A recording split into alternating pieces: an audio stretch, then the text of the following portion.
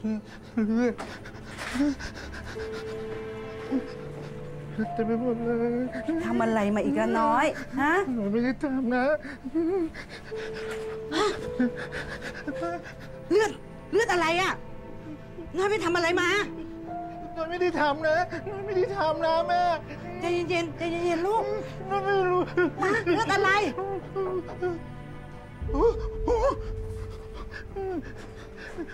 ไม่เอา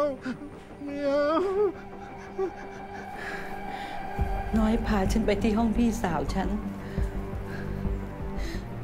ถึงแม้ว่าน้อยจะไม่ใช่เด็กที่ฉลาดนักแต่น้อยก็มีจิตใจดี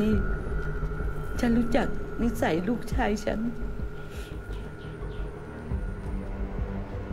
พวกมันจงใจที่จะใช้น้อยเป็นเครื่องมือมันฆ่าพี่สาวฉันแล้วก็โยนความผิดทั้งหมดให้น้อย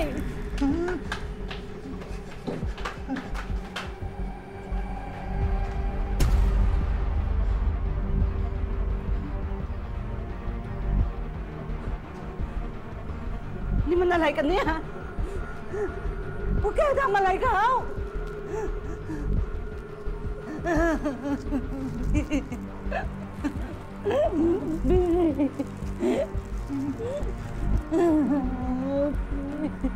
แกทำอะไรเขาถึงเวลาทำงานของแกแล้วพวกมันต้องการที่ฉันปลอมเป็นพี่สาวฉันไม่อย่างนั้น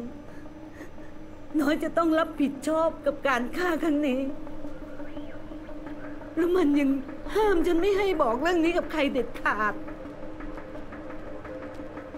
ถ้าแกทำตามที่ฉันบอกดีๆรับรองไม่มีปัญหาอะไรแน่นอนพอจบแกจะใช้เงินที่ไหนก็ไป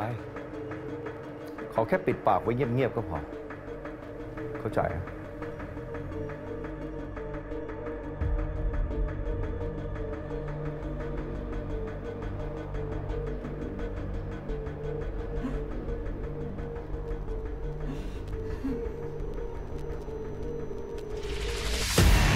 Voice